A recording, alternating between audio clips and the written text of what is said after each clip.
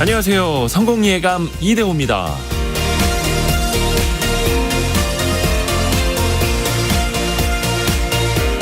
(1957년에) 만들어진 스위스 명품 시계가 하나 있습니다. 이 시계가 지난 2021년에 스위스에서 경매에 나왔는데 놀라운 점이 4가지 있습니다. 첫째, 시계 하나가 우리 돈 약 44억 원에 팔렸다는 겁니다. 둘째, 44억 원에 낙찰된 이 시계가 위조품이었다는 겁니다. 셋째, 위조품에 속아서 44억 원을 날린 당사자가 바로 이 시계 제조회사라는 겁니다. 오메가라는 스위스 시계 회사가 60여 년 전에 만들어진 자사 시계를 되사서 박물관에 전시할 예정이었다고 하는데요. 자신들도 이른바 짝퉁에 당한 거죠. 또 놀라운 사건 마지막 넷째입니다. 가짜 시계를 만들어서 44억 원에 판 일당이 알고 보니 오메가의 전직 직원들이었다는 점입니다. 전 직원 3명이 오메가 다른 시계들의 부품을 조합해서 위조품을 만든 거라고 하네요. 이 해프닝을 보면서 참 여러 가지 생각이 들더라고요.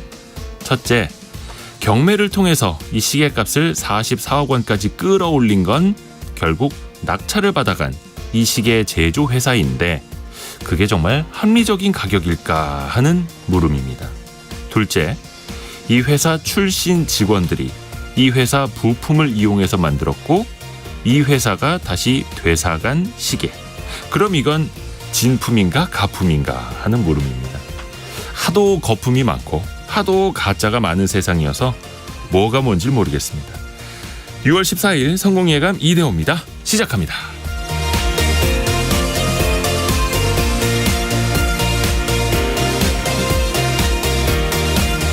안녕하세요. 저는 이대호 Y스트릿 편집장입니다. 오늘도 경제상식 퀴즈와 함께 여러분과 소통을 시작하겠습니다. 요즘에 경기 침체 온다 안 온다, 경기 불황이다 이런 이야기 많은데 주식시장은 정말로 뜨겁습니다. 우리뿐만이 아니라 미국, 일본, 유럽 시장들이 다 좋은데요. 오늘 새벽 마감한 미국의 S&P 500, 나스닥 13개월 만에 최고치를 또다시 경신했고요. 일본 니케이 지수는 33년 만에 33,000선을 넘었습니다. 이렇게 주가가 강세를 보이는 걸, 강세장을 뜻하는 걸 이 동물에 비유를 하죠. 공격을 할 때 뿔을 아래에서 위로 들어 올리면서 공격을 해서 이 동물에다가 우리가 빗댑니다. 반대로 하락장은 베어마켓, 곰이라고 비유를 하는데 곰은 앞발을 아래로 찍으면서 내리면서 공격해서 하락장일 때 곰이라고 표현을 하죠. 자, 오늘의 문제는 상승장을 뜻하는 이 동물, 우리말로 한글로 2글자 보내주시면 됩니다. 짧은 문자 50원, 긴 문자 100원이 드는 샵 9730으로 참여해 주시면 되고요. 계속해서 저희가 선물도 추첨을 통해서 보내드립니다. KBS 콩과 유튜브를 통해서도 함께 하실 수 있습니다. 성공예감 이대호입니다를 자주 검색하시면 성공이 가까워집니다.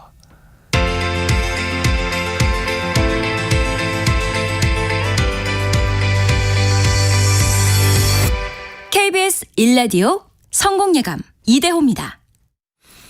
보통 선착순으로 보내주실 때, 물론 저희가 상품을 선착순으로 꼭 드리는 건 아닙니다만 딱 정답만 보내주시는 분들 많은데 7153님은 정답도 보내주시고 성공예감은 아침 방송의 진품입니다라고 메시지까지 이렇게.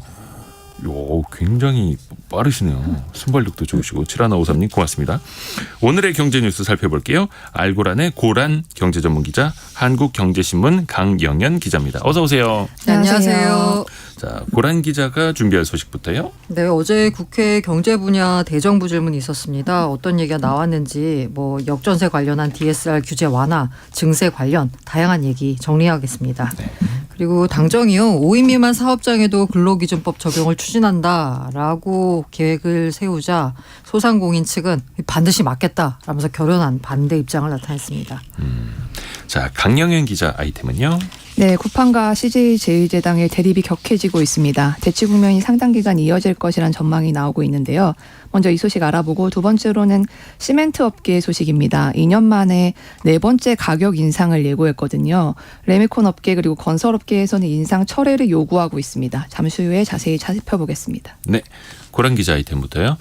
국회에서 대정부 질문, 특히 경제 분야 열렸는데 어떤 질문들이 가장 많이 나왔을까요? 이 국회 대정부 질문 뭐 뉴스 많이 보셨는데 이게 뭐야 싶으신 분들 위해서 잠깐만 말씀드리자면 네. 국회 본회의 회기 중 국정 전반 또는 국정의 특정 분야를 대상으로 국회의원이 정부에 대해서 하는 질문입니다. 대정부 질문이겠죠. 그래서 관련 부처의 장관, 뭐 부총리 이런 사람들이 나와서 답변을 하는데요. 어제는 경제 분야가 있었고요. 사실 경제 분야에서 이 국민들이 가장 궁금해하는 건 아무래도 부동산 관련 정책이 되겠죠. 추경호 부총리에 대해서 이제 전세 사기 피해자에 대한 총부채 원리금 상환 비율 DSR 규제를 일부 완화하는 것과 관련돼선 질문이 나왔습니다. 이에 대해서 추 부총리가 집주인 입장에서 자금 융통의 물꼬를 터주는 게 맞지 않을까 해서 정부가 지금 고민을 하고 있다. 사실 역전세 문제는 4인 간 거래이기 때문에 세입자와 집주인 간의 계약 관계에서 자연스럽게 해결이 돼야 하지만 전세금 반환과 관련돼 차익을 보전하는 부분에서 자금 융통이 어렵다면 대출 규제를 조금 완화해서 자금 융통을 함으로써 계약 관계를 원만히 연착시켜 나가야겠다라는 생각이다라고 말했습니다. 그리고 지난주 원탁 시간에요. 네. 이거 전세금 반환 목적으로 전세 보증금 반환 목적으로 할 때는 DSR 규제를 좀 완화해줘야 되지 않겠느냐라는 얘기를 두고서 네. 뜨거운 토론이 오갔었죠. 그랬죠. 네, 여기에 대해서 일단 정부는 일단은 조금 완화해주는 게 맞지 않을까라는 식의 입장을 드러냈습니다. 근데 이렇게 이제 이 정부 입장을 밝히니까 당연히 비판이 나오죠. 상환 능력이 없는 부실 집주인만 늘어나는 거 아니냐라는 지적에 대해서는 대출 규제를 일부 완화하는 거지 근본적인 대출 관행을 무너뜨리는 것은 아니다. 라면서 정부가 입장을 분명히 했고요. 게다가 정부가 직접적인 재원을 가지고 해주는 게 아니고 금융회사의 엄격한 대출 심사를 통해 모든 것이 이루어질 것이다 라면서 강조했습니다. 곧 일부 완화를 해준다고 해서 전반적인 뭔가 대출 시장 자체를 흔들어 놓는 건 아니다라는 원칙은 규제. 하지만 일부에 대해서만 완화해주겠다라는 입장을 분명히 했습니다. 거의 뭐 정부의 방향은 확실히 잡힌 것 같아요. 네. 이제 언제 발표하느냐 그 문제인 것 같고 DSR 완화 가능성 결국은 그만큼 지금 부동산 문제 특히 네. 전세 역전세 문제가 그만큼 심각하다라는 방증이기도 하잖아요. 올해 집주인들이 주요 시중은행과 한국주택금융공사에서 전세보증금 반환 목적으로 새로 대출받은 규모가요 4조 6천억 돌파했습니다. 그 가운데 이제 주택금융공사에 따르면 임차 보증금 반환 목적의 특례 보금자리론 유효 신청 금액 이게 5월 말 기준 2조 원 이상입니다. 지난해 총 공급액의 2.5배가 넘어요. 5개월 만에 이거 벌써 지난해 전체의 2.5배를 달성한 거죠. 이 한은에 따르면요. 4월 전국의 역전세 위험 가구 비율이 전체 전세 계약의 52%, 그러니까 절반이 넘었습니다. 작년 1월에 25%였거든요. 2배 늘었습니다. 단기적으로 이런 문제들이 만약에 일어난다. 그래서 민생에 영향을 미친다라면 미세 조정 정책을 해야 할 필요가 있다라는 게 정부 입장입니다. 말씀하신 대로요. DSR 규제 완화 아마 뭐 시기의 문제지 조만간 발표할 것 같다라는 거고요. 어쨌든 DSR 규제 완화가 근본 대책 아니냐라는 지적에 대해서는 주택시장이 연착륙을 할 수 있도록 하는 것도 중요한 하나의 근본적인 정책이다라면서 맞받아쳤습니다. 이건 지금까지 추경호 부총리 얘기였고요. 네. 한덕수 국무총리 역시 역전세난 해결을 위해서 DSR 규제를 일부 완화하는 것과 관련돼서 단기적으로 미세 조정 정책을 해야 할 필요가 있다라고 말했습니다. 그리고 또 추가 경정 예산. 추경 예산 얘기 계속 나오고 있고 또 반대로 재정 건전성 이야기도 또 반대편에서 계속 반복되고 있고 나라 살림 관련된 질문도 빠질 수가 없었죠. 네, 이재명 민주당 대표가요 12일 날 최고위원회에서 경제의 꺼진 불씨를 키울 수 있는 민생회복 추경을 다시 한번 제안드린다면서 약 35조 원 규모의 추경 편성을 제안했습니다. 자, 요거 관련돼서 추경호 부총리는 어제 대정부 질문 답변에서요. 세수가 부족하다라고 걱정하면서 추경으로 35조 원을 더 쓰겠다고 하면 나라 살림을 어떻게 하자는 거냐라면서 전면 비판했습니다. 추 부총리는 현재 국회에 계류 중인 재정 준칙 필요성도 강조했는데요. 이 우리나라가 저출생 고령화 문제가 심각한데 앞으로 돈 써야 될 때는 많은데 세금 낼 계층은 점점 적어진다. 가만히 이 상태로 가더라도 앞으로 국가 부채가 점점 늘어날 건데 이 정부나 국회가 재정을 쓰고 의사결정을 하는 곳에서 스스로 자기 구속을 하는 준칙이 필요하다라고 강조했습니다. 그러니까 미래 세대를 위해서는 재정 준칙이 꼭 필요하다는 거고요. 한덕수 국무총리 역시 경제 위기 속에서 재정 건전성만 따지고 있다라는 비판이 나오고 있잖아요. 이에 대해서 그러면 400조 원씩 빚 얻어가면서 국가 부채 만드는 건 잘하는 짓이냐? 그건 안 된다라면서 그건 미래 세대에 대한 착취다라고 맞받아쳤습니다. 그리고 조금 전에 청취자 문자 중에서도 이 질문이 들려왔는데 유류세 인하. 네. 유류세 인하가 종료되는 분위기예요. 이게 제가 아마 이 시간에 전해드린 것 같은데 네. 연장할 것 같다라는 말씀드렸잖아요. 네. 그게 이제 분위기가 그랬는데 다시 이제 분위기가 조금 종료 분위기로 흘러가고 있습니다. 유가도 좀 낮아지는. 네, 흐름이고. 맞습니다. 네. 그러니까 어제 추 부총리가 나와서요. 이른바 이제 세수 펑크 우려가 지금 확산되고 있잖아요. 네.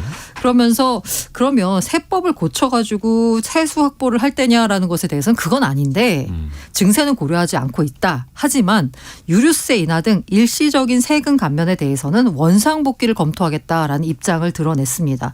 말씀하신 대로 지난 4월 휘발유 유류세 앞서서 이제 지난 4월에 휘발유 유류세 25% 경유와 LPG 부탄에 37% 인하 조치를 연장했잖아요. 네. 근데 4월 분위기를 보자면 당시에는 국제 유가가 들썩이는 분위기였습니다. 80달러까지 갔었고. 근데 지금은 배럴당 70달러대 초반으로 좀 안정세를 이제 보이고 있잖아요. 60달러대 후반까지 내려왔죠. 네, 맞습니다. 네. 그런데 이제 유류세 인하 조치로 지난 한 해에만 줄어든 세금이 5조 5천억이거든요. 네. 그러니까 뭐 기름값도 안정세인데 유류세 인하 종료 쪽으로 기운 상황이다라고 보시면 될 것 같습니다. 또 어떤 이야기 나오는지 조금 더 챙겨볼 게 있을까요? 네, 그 산업통상자원부 장관도 경제부처잖아요. 네. 이창양 장관이 나와서 이 야당에서 물었습니다. 소상공인 전형 요금제 신설 요구를 검토한 적이 있느냐라고 물었어요. 네. 이에 대해서 뭐라고 답변했냐면요. 신중하게 접근해야 된다라고 말했습니다. 전기 요금을 소상공인들만을 위한 네. 요금 체계 만들 수 있느냐? 왜냐하면 이 전기요금 인상하고 앞으로도 인상 요인이 있다라는 얘기가 나오면서요. 야, 소상공인 분들은 전기요금 때문에 냉방비 폭탄 뭐 이런 얘기를 하고 있잖아요. 그러니까 이 전용요금 만들어줘야 되는 거 아니냐라는 요구가 있었는데 이에 대해서는 조금 그건 어렵다라는 식의 입장을 내놓은 거고요. 왜냐하면 새로운 전기요금 체계는 소비자 간 형평성이나 다른 계층에서 요구를 분출할 수 있다라는 겁니다. 그러니까 소상공인만 편들어주느냐, 소상공인에게만 혜택을 주느냐라는 비판이 나올 수 있다는 거죠. 이 대신에요, 취약계층에 대한 지원은 상당히 두텁게 하고 있다라고 덧붙였습니다. 강영현 기자 아이템으로 넘어갈게요. 쿠팡하고 CJ제일제당의 신경전 되게 오래가네요. 네. 어떤 갈등이 있는 건지부터 좀 풀어주세요. 일단 시작은 CJ제일제당이었습니다. 네. 이제 납품가가 너무 낮다면서 일부 제품을 쿠팡에서 판매하지 않기로 했었는데요. 그래서 기억하시겠지만 지난해 말부터 햇반 같은 주요 제품들이 쿠팡에서 판매가 되지 않았습니다. 네. 그러니까 이제 쿠팡도 반격에 나선 건데요. 이달 들어서 하루 동안 즉석식품 단 하루 반값 데이라는 행사를 진행했는데 여기서 이제 CJ의 주력 상품인 즉석밥, 즉석국 이런 즉석 제품을 팔았습니다. 네. 근데 CJ 제품 대신에 하림, 오뚜기 제품을 싸게 팔았습니다. 메인 화면에도 띄우고 굉장히 적극적으로 홍보를 했는데 다분히 CJ를 의식한 맞불 조치로 보인다는 평가입니다. 유통사와 제조사 사이의 대립, 또 제조사와 판매사 이렇게 해서 재판 갈등 이렇게 또 표현을 하더라고요. 좀 관계가 회복될 가능성은 없어요? 일단 기본적으로는 앞으로 개선보다는 관계 악화가 격화될 것이라는 게 시장 전망인데요. 돌아올 수 없는 강을 건넌 거예요? 강까지 건너는지 모르겠지만 일단은 강을 건너고 있는 것 같긴 합니다. 네. CJ제일제당 같은 경우는 이제 쿠팡의 경쟁사죠. 신세계하고 협업을 본격화하기로 했는데요. 네. CJ는 신세계그룹 유통 3사죠. 이마트, SSG.com 그리고 G마켓과 파트너십을 맺고 공동으로 상품을 개발한다고 했습니다. 그리고 올 하반기에 선보이는 신제품을 신세계 플랫폼에 먼저 우선적으로 공급한다고도 했고요. 그리고 또 신세계뿐만 아니라 티몬 같은 플랫폼이랑도 협업을 발표하기도 했습니다. 그러니까 쿠팡도 마찬가지인데요. 앞서 말씀드렸다시피 이제 즉석식품 경쟁사들, 그러니까 CJ의 경쟁사들이죠. 이런 곳과의 프로모션을 강화할 것으로 보입니다. 쿠팡이 또 이번 주 초에 대기업 빠지니까 중소 중견기업 즉석밥 판매 늘었다 이런 내용의 자료도 발표를 했거든요. 이게 사실 대기업 CJ를 의미하는 거죠. 그래서 이 같은 흐름을 볼 때 양사 모두 다른 기업들과의 협력을 강화하지 않을까 이런 예상이 커지고 있습니다. 그러니까 서로가 보란 듯이 다른 파트너와 더 협력을 강화하는 거네요.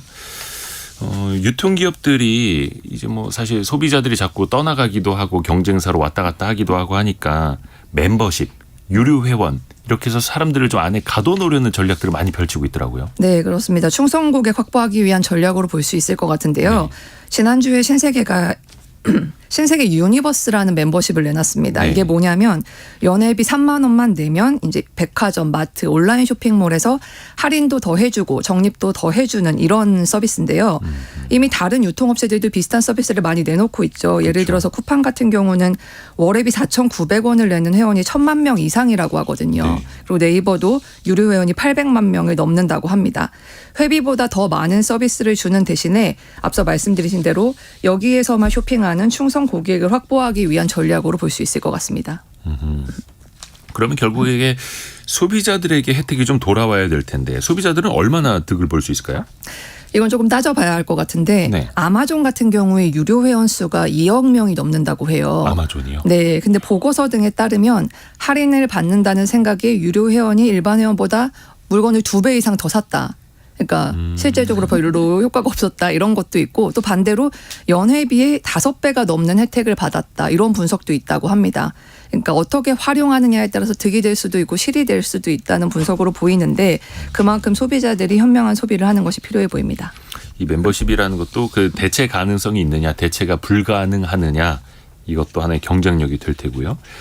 고란 기자, 저희가 대체 공휴일 때도 이거 이야기했었고 52시간제 때도 항상 나오는 이야기인데 5인 미만 사업장 그러니까 영세한 사업장에는 근로기준법이 적용 안 되는 것들이 많잖아요. 네, 맞아요. 근데 5인 미만 사업장도 근로기준법을 적용해야 된다 이런 이야기 나와요. 네, 뭐 사실 이 5인 미만 사업장에 대해서 근로기준법 적용을 안 하는 건 5인 미만 사업장이 뭐 상대적으로 영세할 테니까 영세하니까. 여기까지 이걸 다 적용하게 되면 사업 운영이 어렵지 않겠느냐라는 일종의 이제 봐준 셈이었죠. 그런데 이걸 원칙적으로 하면 사실 뭐 노동자가 어디 사업장 단위가 큰데 일한다고 해서 뭔가 법에 적용을 받고 작은 데 일하면 적용을 안 받고 이건 좀 아니잖아요. 네. 그러다 보니까 정부 여당이 근로기준법을 바꿔서 5인 미만 사업장에도 적용하는 방안을 추진하고 있습니다. 앞서 고용노동부가 올해 초에다 그 주요 업무 계획을 발표할 때요. 5인 미만 사업장에 근로기준법을 단계적으로 적용한다라는 내용을 포함시켰습니다. 당정 협의를 거쳐서 세부 방안이 마련될 전망인데요. 이 현재 근로기준법으로 보장된 주 52시간제를 비롯해서 연장, 휴일, 야간 수당, 연차, 생리휴가 등의 복지 적용이 5인 미만 사업장에도 이제 적용이 될 것 같습니다. 법 개정이 되면 근로 여건 당연히 개선되겠죠. 그리고 또 최근에 노정 관계, 정부와 그 노동단체 사이의 관계가 정말로 계속 멀어지고 있는데 이거는 좀 어떻게 될까요, 앞으로? 이 아무래도 양대 노총인 민주노총, 한국노총 모두 다 21년 12월에요. 공동성명 통해서 5인 미만 사업장으로 근로기준법 적용을 확대해달라라고 요구했습니다. 당시 집권여당이 더불어민주당이었거든요. 근로기준법 개정 추진했고요. 그런데 전국 소상공인 단체들이 반대 서명 돌입하고 강력하게 반발하면서 논란 끝에 결국 법 개정이 무산이 됐거든요. 그런데 지금 정부가 추진하고 있는 거는 사실 노동계가 바라던 일종의 수건 사업이거든요. 그러다 보니까 노동계와 관계 개선의 계기가 될 거다라는 평가가 나오고 있습니다. 사실 이거는 정부와 여당이 추진하고 있는 거지만 민주당 입장에서도 반대할 가능성이 낮은 거니까요. 그런데 사실 5인 미만 사업장은 이제 소상공인, 영세 상인 혹은 영세 자영업자라고도 볼 수 있는데 네네. 이분들이 또 취약한 계층이기도 하고 맞습니다. 당연히 좀 반발도 있을 텐데요. 지난번에 21년 12월에 추진했는데 결국 무산됐다. 그 이유가 결국 이 소상공인 단체들의 반발 때문이었다라고 말씀드렸잖아요. 네. 당연히 바로 반발 나왔습니다. 어제 소상공인 연합회가 논평을 냈는데요. 근로기준법 5인 미만 사업장 확대 적용은 가게문 다 닫으라는 거다라면서 감당하기 힘든 과도한 부담은 이 표현이 참 인상적이었는데 네네네. 고용의 저수지 역할을 하는 소상공인의 휴폐업과 고용 감소로 이어질 거다. 라면서 반대했습니다. 소상공인의 경영상 부담을 늘리고 범죄자로 내모는 동시에 가게 문까지 닫게 만들 5인 미만 사업장 근로기준법 확대 적용을 우리는 결코 받아들일 수 없다라고 성명서를 낸 건데요. 사실 이 고용의 저수지라는 표현을 썼잖아요. 네. 이 만약에 이게 적용이 되면 결국 그 소상공인 업체들이 문을 닫게 되고 그러면 결국 일자리 자체가 사라지게 되는 거잖아요. 그렇죠. 그러면 누구를 위한 근로기준법이냐라는 말이 나올 수가 있으니까 이렇게 말씀을 하시는 건데 앞으로 어떻게 될지 좀 지켜봐야 될 것 같습니다. 뭐 바다도 있고 강물도 있고 냇물도 있지만 사실 저수지가 말라버릴 때가 최악인 거죠. 그런 측면에서 또 소상공인들이 한 3명 고용하다가 1명 내보내고 2명만 고용한다. 이러면 또 그 피해는 돌고 돌아서 노동자들에게도 올 수 있는 거고 참 다 맞물려 있어서 어려운 문제입니다. 강영현 기자. 성함이 어려워. 항상 신경을 쓰는데 이응 발음이 너무 많죠. 예. 강영연 기자. 계속 올랐는데 시멘트 값 또 올라요? 네, 또 올린다고 하네요. 쌍용 CN이랑 이제 성신양해가 다음 달부터 벌크 시멘트 가격을 14%가량 인상한다고 레민콘사에 통보를 했다고 합니다. 쌍용 CN이는 시멘트 업계 1위 기업인데요. 여기서 톤당 국내 판매 가격을 현재 10만 5천 원에서 11만 9천 원 이렇게 올리겠다고 했습니다. 성신양해 같은 경우도 12만 원을 올린다고 했습니다. 이렇게 상위 업체들이 올리게 되면 결국 한일이나 아세아 그리고 삼표시멘트 같은 다른 업체들도 따라서 올릴 가능성이 높아지거든요. 그래서 전반적인 가격 상승이 우려되고 있습니다. 시멘트 가격 같은 경우는 2021년 6월만 해도 톤당 7만 5천 원이었거든요. 근데 다음 달에 12만 원으로 오르면 거의 2년 만에 60%가 오르는 셈입니다. 시멘트 가격 올린다라는 뉴스를 하도 자주 봐가지고 이게 내가 본 그 내용인가 아니면 또 새롭게 또 올린다는 내용인가 헷갈리는데 2년 만에 60%가 오르는 셈이다. 가격을 올리는 명분이 있어야 되지 않겠습니까? 네, 명분은 있습니다. 시멘트 업계에서는 제조 원가에서 20%를 차지하는 전기요금이 지난해랑 올해 44%가 올라서 가격 인상이 불가피하다는 입장이거든요. 그리고 또 온실가스 감축 같은 이제 탄소 중립 정책을 해야 되는데 이거에 대한 환경 규제가 강화하고 있기 때문에 시멘트 업계들도 나서야 하거든요. 그래서 여기에 대응하기 위해서 써야 되는 돈이 5년간 2조 원이 넘는 설비 투자를 해야 한다고 합니다. 그러니까 이런 투자에 따른 손실을 보전하기 위해서 가격 인상이 불가피하다는 겁니다. 그러면 이걸 사서 쓰는 레미콘 또 그걸 사서 쓰는 건설업계 당연히 더 힘들어하겠네요. 네, 레미콘 업계 그리고 건설업계는 당장 인상 요구를 철회하라고 했는데요. 대한건설자재 직협의회는 시멘트 제조 원가의 40%를 차지하는 유연탄이 지난해 고점보다 39% 하락했다. 그러면서 인상 철회하라고 공문을 보냈다고 합니다. 그러니까 실제로 한국자원정보서비스에 따르면은 유연탄 가격이 지난해 큰 폭으로 올랐다가 지금은 2년 전 가격으로 돌아왔습니다. 그러니까 지난해 2번이나 올렸으면서 또 인상하는 거 너무하다는 주장. 그리고 또 이 때문에 그 레미콘 업계와 그 시멘트 업계 간의 충돌이 일어날 가능성도 배제할 수 없는 상황이라고 합니다. 그래서 건설업계에서는 이런 상황에서 공사 지연 그리고 공사비 분쟁 등으로 피해를 보지 않을까 노심초사하고 있습니다. 정부에서는 이제 시멘트 업계를 만나서 시멘트 수급 문제가 완전히 해소된 건 아니다. 수급 불안 업계가 노력해달라고 당부는 했는데요.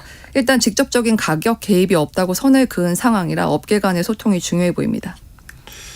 그러면 근데 일단은 가격을 올린다라는 게 주가 측면에서 좀 호재가 되는 경우가 있는데 그런데 시멘트 기업 주가는 시멘트 가격을 계속 올린다고 해도 계속 떨어지더라고요, 주가는. 네. 지난해랑 비교하면 최대 40% 가까이 떨어졌는데요. 그리고 특히 가격 인상 효과가 다른 곳보다 크게 반영되고 배당 정책도 바꾼 쌍용 CN이 같은 경우도 같은 기간에 26%나 떨어졌습니다. 그러니까 가격을 올렸는데도 왜 주가가 안 오르나 너무 의문이 드실 텐데 가격은 올랐지만 영업이익이 줄어들고 있기 때문입니다.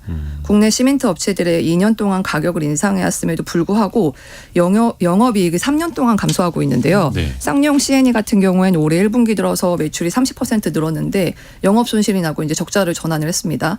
시멘트 제조 원가의 30%를 차지하는 전기요금이 오르면서 제조 원가가 상승했다는 설명입니다. 여기에 매출 감소 우려도 있는데요. 건설 경기 침체로 아예 건설 현장 자체가 줄어들고 있어서인데요. 이렇게 되면 시멘트 수요가 줄고 이러면 가격 인상도 어려워질 수 있죠. 그리고 그나마 유연탄 가격 내려간 거는 아까 말씀드렸지만 긍정적인데요. 시멘트 업계에서는 지난해 가격 급등분을 판가에 모두 반영하지 못했었기 때문에 한계가 있었다는 입장입니다. 이 때문에 다음 달에 시멘트 가격 인상이 실제로 이루어지는지 여부에 따라서 주가 향방이 결정될 것으로 보입니다. 주택 건설도 줄어들고 있고 또 원재료 부담도 커졌고 그래서 매출 이익 나빠지는 걸 또 시멘트 가격 올려서 보전하려고 하고 그럼 또 줄줄이 레미콘 또 건설비 또 올라가고 있고 건축비도 올라가고 있고 안 오르는 게 이거 힘듭니다. 오늘 알고란의 고란 경제전문기자 한국경제신문 강영현 기자와 함께했습니다. 고맙습니다. 네, 감사합니다.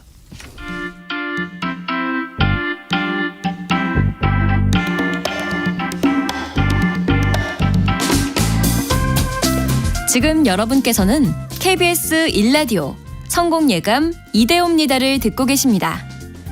참여해주신 여러분께는 추첨을 통해 헬시 허그에서 한국인의 건강한 두피에서 찾아낸 두피 유래 유산균을, 판촉물 전문 그룹 기프코에서 텀블러 세트를, 아름다운 식탁 창조 주비푸드에서 자연에서 갈아 만든 생와사비를, 쉽고 빠른 판촉물 제작 시너지 기프트에서 LED 튜브 스탠드를, 그리고 성공예감에서 준비한 커피 쿠폰을 보내드립니다. 당첨자는 성공예감 이대호입니다 홈페이지에서 확인하세요. 방금 저희가 말씀드린 그 선물들 받으실 수 있는 경제상식 퀴즈 다시 한번 말씀드릴게요. 주가가 상승하는 강세장을 표현할 때 이 동물에 빗대서 우리가 이야기를 하죠. 반대로 하락하는 약세장은 곰시장, 베어마켓이라고 합니다. 오르는 시장은 불마켓, 땡땡시장, 이 두 글자의 동물인데요. 공격을 할 때 뿔을 위로 들이받으면서 공격하기 때문에 그렇게 좀 위로 올라라, 위로 올려라 라는 측면에서 강세장을 더 희망하면서 이 동물을 기억하기도 하죠. 9374님이 예전에 여의도 증권회사 앞에 이 동물 조형물이 있더니 그 이유가 있었군요 라고. 예, 맞습니다. 그래서 증권사들이 이 동물 동상을 좋아합니다. 9911님, 9911님 정답 보내주셨고요. 30년째 제 별명이 이겁니다 라고. 성씨가 황씨시죠? 예, 그럼 다 이 별명입니다. 염씨인 친구들은 다 어릴 적에 염소라고 부르고, 황씨인 친구들은 다 황이고라고 부릅니다. 초등학교 때 다들 별명 그렇게 짓잖아요. 네, 그리고 3717님이 1949년생 소띠입니다. 그동안 실패를 거울 삼아서 올해는 뚜벅뚜벅 이 동물처럼 투자에 나설 생각입니다 라고 해주셨네요. 근데 49년생이시면 연세도 꽤 있으신데 사실 연세가 더 많아질수록 투자는 더 보수적으로, 위험자산 비중은 더 낮게, 안전자산 비중을 더 많이 이렇게 가져가는 게 사실은 정석이기는 합니다. 최명희 님이 자식들 먹이려고 이 동물같이 쌀 농사를 열심히 지으시는 아버지 생각이 나네요 라고 이야기를 해주셨습니다. 계속해서 여러분의 의견 그리고 정답 많이 보내주세요. 짧은 문자 50원, 긴 문자 100원이 드는 샵 9730이나 KBS 콩으로 보내주시면 됩니다.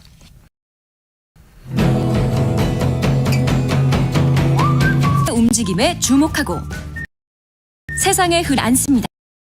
여러분의 내일을 응원하며 성공에 있게 찾아갑니다. 성공예감 이대호입니다.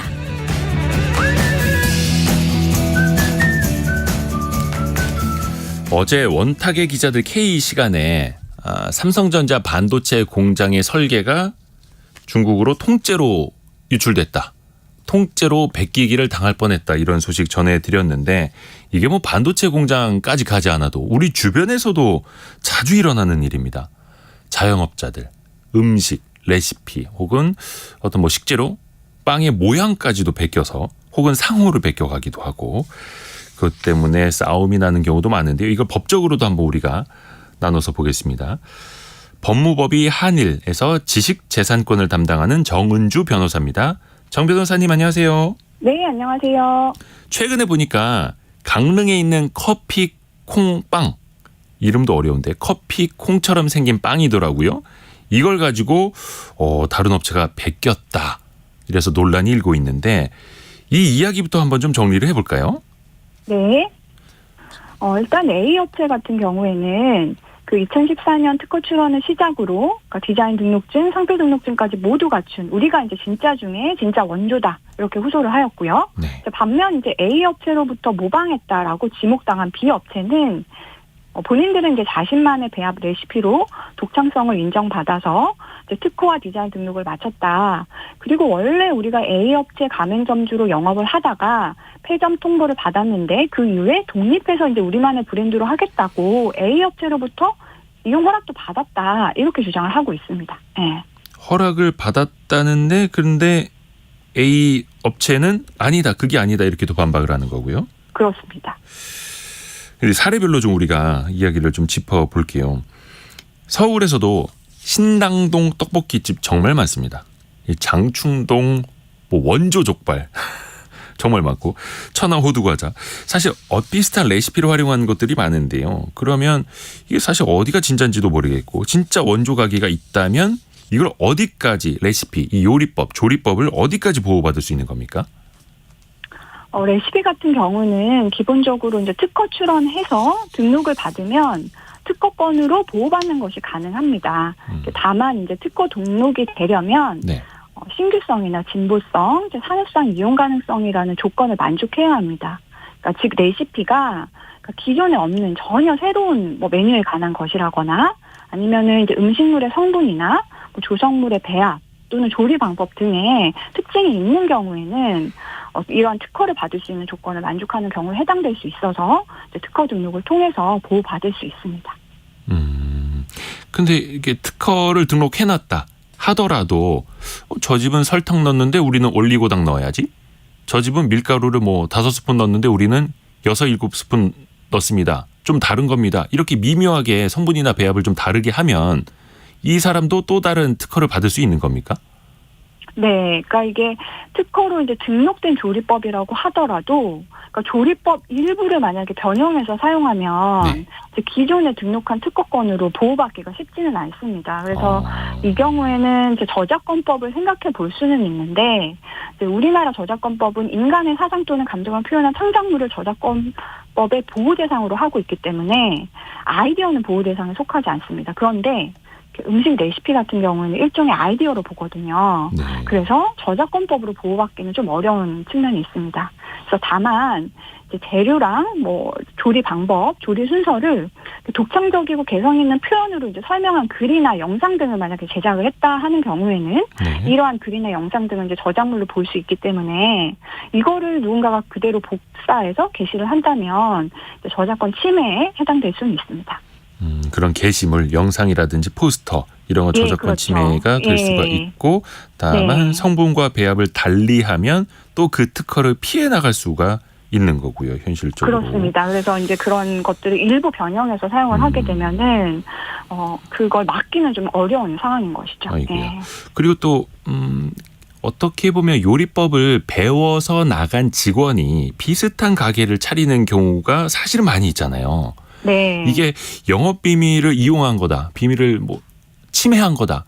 어느 선까지 어떻게 가려볼 수 있겠습니까? 일단 이제 영업 비밀에 해당이 되어야 할 텐데요. 네. 그러려면은 기존에 이제 그 업주 쪽에서 이거를 영업 비밀로서 공개되지 않도록 지속적으로 이제 관리를 했었을 필요성이 있고요.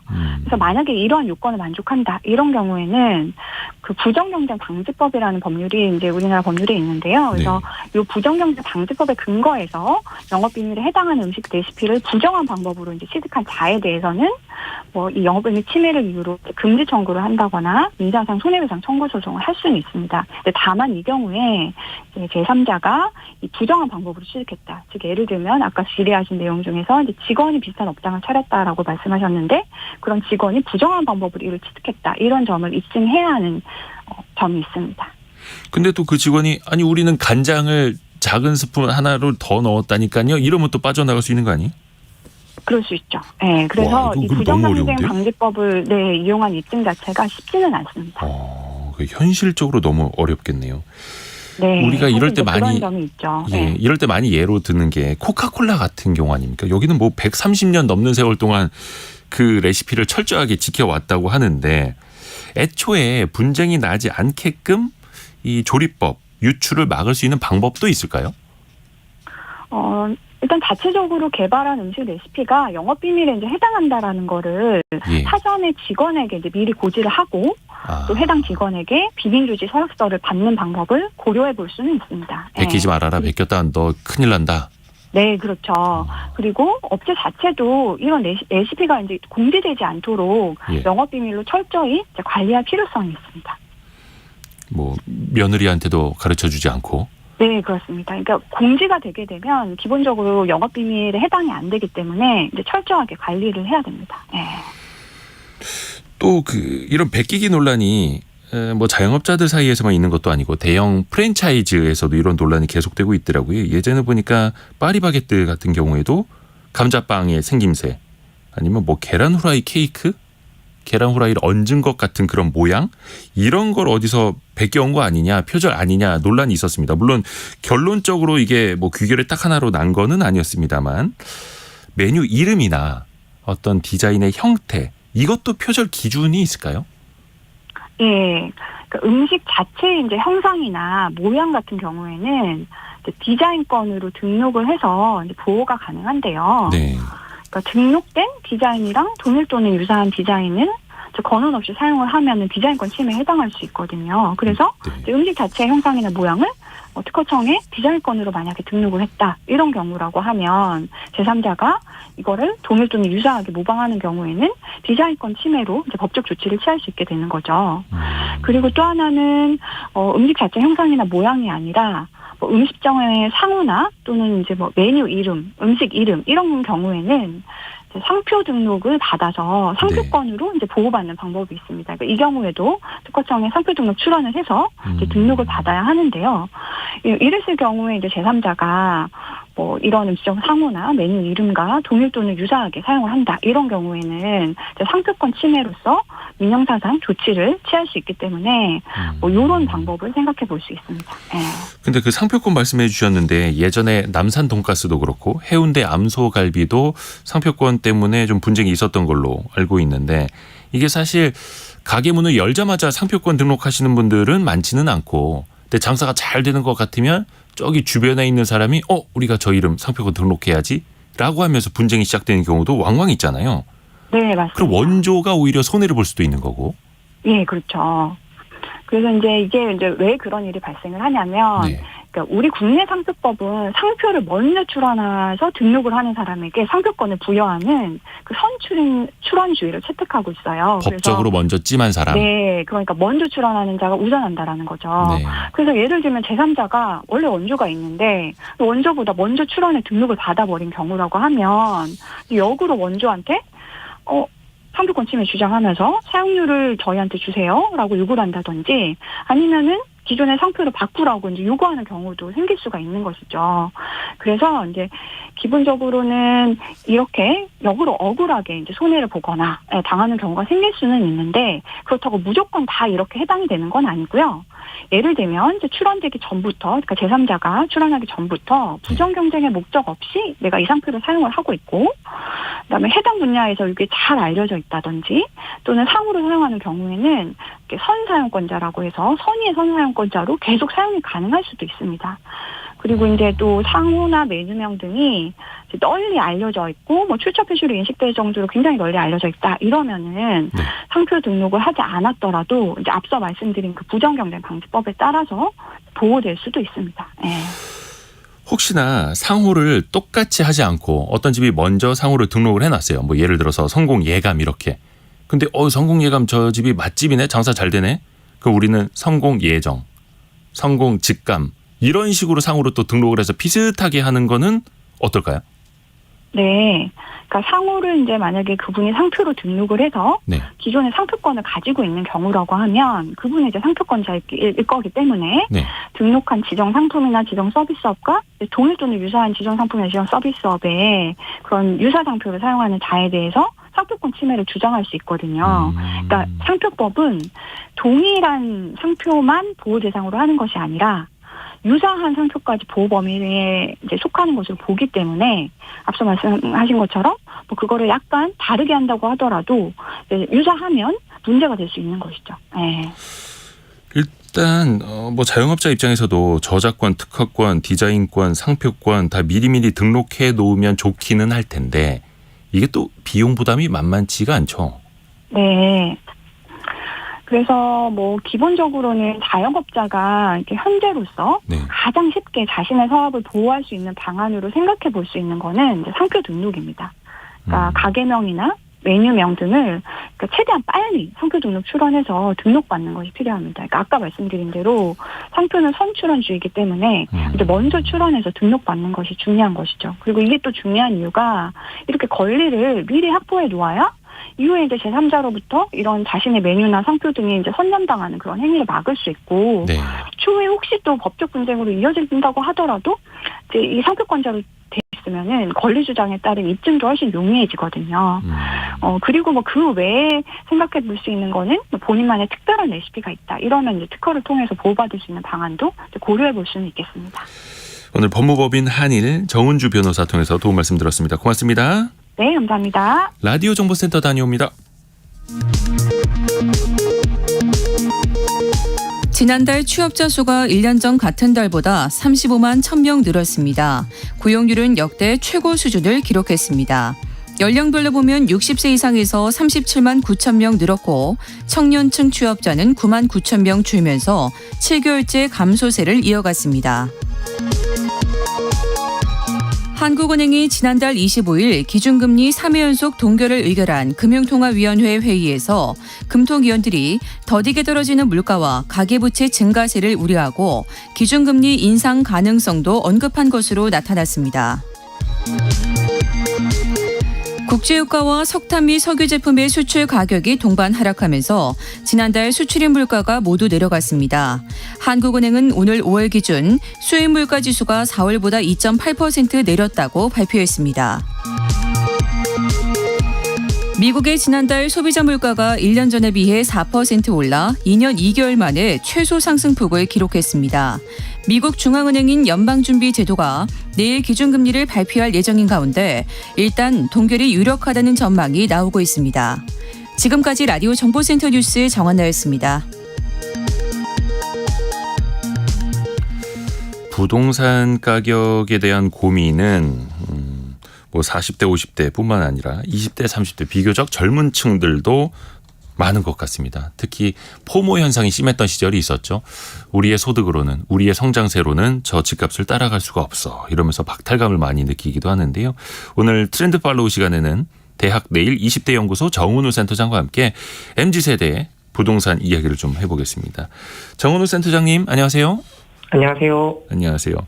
근데 MZ세대 중에서도 내 집 마련이 꼭 필요하다 이렇게 생각하는 사람들이 많은가요? 저희 대학 내에서 밀레니얼 세대 부동산 인식 조사를 실시를 했었는데요. 저희도 네. 그게 궁금해서 말씀하신 대로 내 집 마련에 대한 욕구가 굉장히 높게 나타났습니다. 특히 이제 17세에서 34세 사이의 후기 밀레니얼들 세대에서 굉장히 높게 나타났는데요. 네. 이게 뭐 세대 특성으로 당연한 거 아니냐라고 생각하실지 모르지만 이걸 19년도부터 조사를 했을 때는 늘 40대가 가장 높게 나타났거든요. 근데 이게 감염병 시대를 지나오면서 30대가 조금씩 높아지더니 오늘도 올해 이제 후기 밀레니얼이 이거를 추월한 상태가 된 겁니다. 그리고 특히 이 부동산을 삶의 성공 기준으로 어떤 보는 기준 역시도 후기 밀레니얼이 상대적으로 굉장히 높게 나타났습니다. 27세에서 34세 사이의 청년들이 네. 집을 꼭 마련해야 되겠다라는 생각들을 더 많이 한다. 그렇죠. 그럼 보통 이제 첫 집은 몇 살에 어떤 곳에 마련하기를 원한다 이런 것도 있나요? 네. 20대 후반에서 30대 후반의 어떤 그 후기 밀레니얼들 76%가 내 집 마련이 필수라고 생각을 했는데요. 네. 이 세대는 30대 후반이 가장 적절한 내 집 마련 시기라고 생각을 하고 있었습니다. 한 4, 5년 내에 내 집을 마련할 수 있다라는 생각이 가장 높게 나타나는데요. 이게 좀 흥미로운 지점이 비수도권 청년일수록 30대 후반보다는 30대 초반으로 좀 어려집니다. 이 내 집 마련의 적정 시기가. 이거는 수도권의 높은 집값 영향 때문에 이 수도권일수록 좀 더 나이가 들어진다라고 하고 볼 수 있을 것 같고요. 뭐 잘 아시겠지만 원하는 주택의 유형은 아파트가 압도적으로 많고 그 적정 연령대 어떤 인식이 좀 젊어지는 만큼 그 입지 조건으로 생각할 때는 대중교통 이용 편의성이 가장 높게 나타나고 또 최근에는 어떤 좀 흉흉한 강력범죄 사건이나 이런 것 때문인지 미혼 여성들 같은 경우에는 치안 안정성을 가장 높은 비율로 중요하다고 꼽았습니다. 대중교통 가깝고 좋은 아파트 뭐 다 좋은데 문제는 돈이죠. 네, 그렇죠. 돈이죠. 근데 최근에 뭐 통계 보면 중위 소득 가구가 서울 중간 가격대 집을 사려면 11년 동안 월급을 한 푼도 쓰지 않고 모아야 된다 이런 통계도 있더라고요. 물론 여기도 공감 못하시는 분들 계시겠습니다만 일단 MZ세대들 20대 후반 뭐 30대 초반 이런 사람들이 돈을 어떻게 모아서 집을 산다라는 계획일까요? 맞습니다. 편집장님 말씀대로 이 근로소득만으로 원하는 집에 사는 건 현실적으로 매우 힘든 일이 됐는데요. 그렇죠. 그러다 보니까 청년 공공 임대주택 경쟁률이 한 300대 1 정도 되는 게 보통이고, 여기에 이제 대출이자나 공공요금 이런 것들 생각하면 또 서울 물가까지 생각을 하면 이게 아무리 아껴도 저축할 수 있는 돈이 얼마가 되지 않게 됩니다. 그러다 보니까 최근에는 이 렌트 제네레이션이라고 해서 임대 세대라는 이 말도 등장을 했는데, 이게 청년들 같은 경우가 쉽게 이제 자가로 이행하지 못하고 오랜 시간 이제 세를 들어서 살아야 되는 이런 청년들이 많아지는 현상을 뜻하는 일종의 신조어인데요. 네. 이게 노동을 해서 번 돈의 상당 부분이 주거비로 지급되는 것도 그런 경우라고 볼 수 있을 것 같은데, 그러다 보니까 아까 말씀드렸던 후기 밀레니얼들 같은 경우에는 이 40% 정도가 수입의 절반을 재테크에 투자한다라고 할 정도로 이 재테크의 목적 역시도 이 자산 증식, 목돈 보유, 부동산 이 순위로 나타났습니다. 어차피 벌어도 월세 같은 걸로 더 많이 나가니까. 네, 맞습니다. 그래서 집에 대한 갈증이 더 있는 거고. 네. 근데 부동산 시장이 좀 안 좋아서 그런지 모르겠는데 최근 한 1년 사이에 청약 통장을 해지한 사람이 100만 명이 넘는다고 합니다. 맞습니다. 이게 미래를 준비하는 건데 MZ세대는 네. 어떻습니까? 저희도 이제 그 후기 밀레니얼들 중심으로 조사를 해봤을 때 70%가 주택 청약을 보유하고 있거나 보유했었다라고 이야기를 했고, 대부분이 이제 부모님의 권유로 시작하게 됐다라는 응답 비율이 가장 높게 나타났었는데요. 네. 이것도 역시 마찬가지로 수도권이 비수도권보다 좀 더 높은 경향성을 나타났었는데, 아무래도 수도권의 내 집 마련에 대한 관심도가 좀 더 높은 것 아니냐라고 하는 사례가 될 수 있을 것 같은데요. 또 말씀하셨던 것처럼 최근 기사에 따르면 이게 10개월 연속으로 청약 해지가 증가하고 있는데, 아무래도 이 월급 한 푼 쓰지 않고 돈을 마련하기가 어렵다 보니까 이 통장도 유지하고 주식이라든지 뭐 가상화폐라든지 이런 다른 금융상품에 투자한다라는 이런 인터뷰들도 쉽게 발견할 수가 있었습니다. 청약 통장도 유지하고 재테크도 하고 뭐 사실 그게 쉽진 않아요. 맞아요. 네. MZ세대도 혹시 부동산을 거주 네. 목적이 아니라 투자 목적이라고 인식을 하나요? 맞습니다. 저희 조사 결과에 따르면은 절반 이상, 그러니까 51% 정도가 향후 부동산 투자로서 관심이 있다라고 말을 했는데요. 네. 또 그중에 44%는 어떤 재테크보다 가장 수익이 좋을 것 같다라고 이야기를 했었고, 이 투자 의향이 비수도권이 좀 더 높게 나타납니다. 이게 좀 흥미로운데요. 이 역시도 자가 보유의 허들 자체가 조금 낮다 보니까 아무래도 수도권에 비해서 상대적으로 자가 소유 이행이 비수도권 청년들이 쉽다 보니까 나타나는 현상이 아닐까 싶습니다. 근데 아무래도 뭐 소득이나 자산 수준상 실제로 부동산 투자를 하기는 쉽지 않을 거 아니에요. 그렇습니다. 근데 실제로 말씀하셨던 것처럼 부동산 가격 전망의 질문을 좀 저희가 바꿔서 물어봤을 때는 좀 부정적으로 나타났었고, 예. 앞서 설명드렸던 것처럼 44%는 재테크 중에 부동산이 수익이 좋을 거라고 답변을 했는데, 그러면 빚을 내서라도 투자할 거냐라고 질문을 했더니 32%만 그렇다라고 답을 했었고요. 네. 그렇게 꼽은 이유가 지금 현재 부동산 시장이 자기가 봤을 땐 그렇게 전망이 좋지 않다라고 답을 했었습니다. 우리가 또 그리고 이제 네네.